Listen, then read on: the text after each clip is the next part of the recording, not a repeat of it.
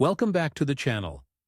Today we're exploring a complex and controversial chapter in recent history: Western collaboration with Muammar Gaddafi. For over 4 decades, Gaddafi ruled Libya with an iron fist, known for his volatile politics, human rights abuses, and anti-Western rhetoric. However, despite his reputation, Western nations collaborated with him on numerous occasions for mutual benefit. In this episode, we'll explore how and why Western countries worked with Gaddafi, the reasons behind these alliances, and the impact this had on Libya and international relations. Let's dive into the intricate world of diplomacy and power dynamics involving Gaddafi. Early tensions and isolation. When Gaddafi took power in Libya in 1969, his anti-imperialist stance and support for revolutionary movements worldwide made him a controversial figure. His policies angered Western countries, leading to years of sanctions and isolation.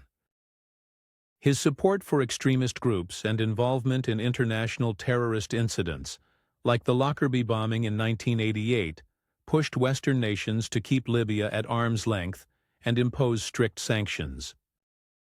However, Gaddafi's isolation began to shift in the early 2000s, when Libya showed signs of wanting to rejoin the international community.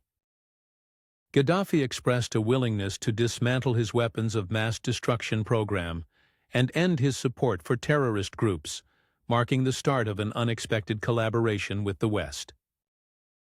Why did Western countries collaborate with Gaddafi?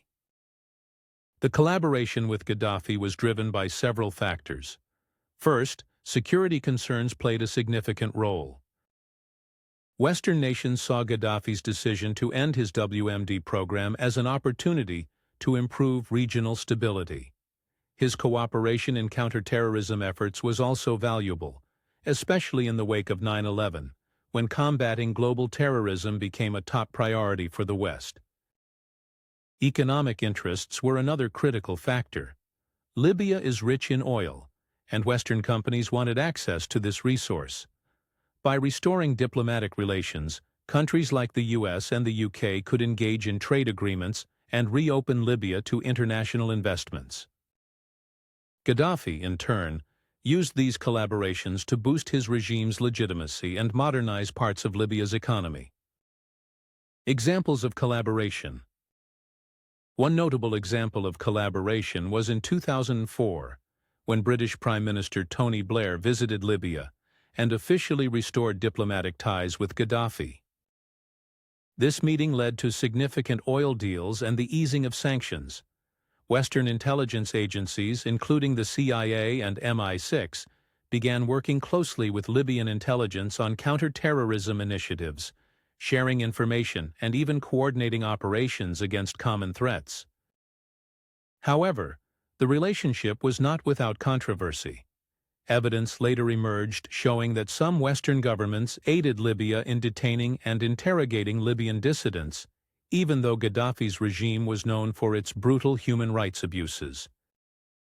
These revelations sparked criticism, as they suggested that certain Western governments were willing to overlook Gaddafi's oppressive tactics in exchange for political and economic benefits. Consequences of collaboration. While collaboration brought short-term gains, it also had serious long-term consequences.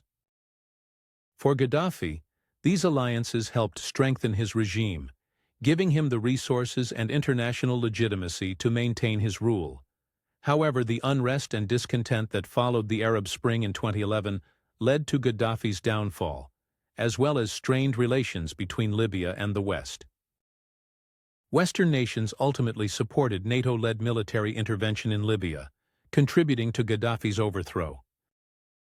This decision created a power vacuum in Libya, leading to years of instability, civil war, and the rise of armed militias, a stark contrast to the stability that collaboration once sought to achieve.